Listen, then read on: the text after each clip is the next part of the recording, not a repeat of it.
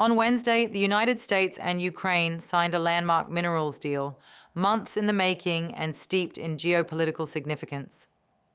The Trump administration says the deal marks a redefined form of U.S. support for Kyiv in the wake of ending military aid.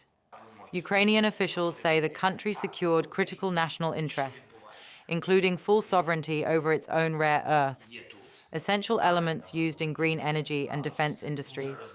These resources, while largely untapped, are believed to be among the richest in Europe. Today's agreement signals clearly to Russian leadership that the Trump administration is committed to a peace process centered on a free, sovereign, and prosperous Ukraine over the long term. Treasury Secretary Scott Bessent announced the deal in Washington, calling it a symbol of lasting peace and prosperity. He warned that no state or person who financed or supplied the Russian war machine will be allowed to benefit from the reconstruction of Ukraine. In Kyiv, Prime Minister Denis Shmyhal praised the deal in a national TV address and later elaborated in a Telegram post. He said the two sides would form a reconstruction investment fund with equal 50% voting rights, adding that the agreement is good, equal, and beneficial.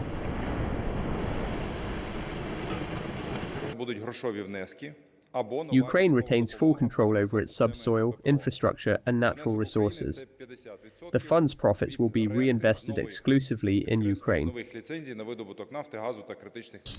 The agreement follows earlier tensions. Trump had initially demanded $500 billion in mineral rights as compensation for U.S. military aid under President Biden. Though scaled back, it reflects Trump's broader pivot, drastically reducing security guarantees while favoring economic footholds.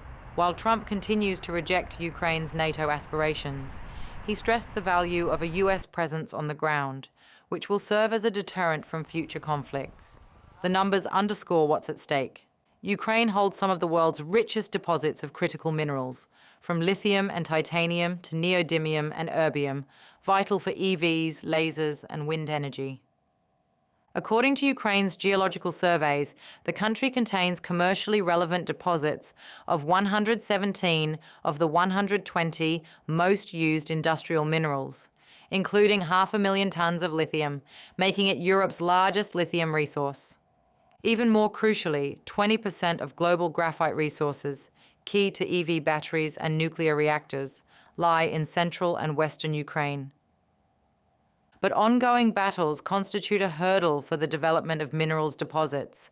£6 trillion worth of resources, 53% of Ukraine's total, lie in 4 regions controlled by Russia in 2022: Luhansk, Donetsk, Zaporizhzhia, and Kherson. Crimea alone holds £165 billion in mineral wealth, and the Dnipropetrovsk region, near conflict zones, contains another £2.8 trillion.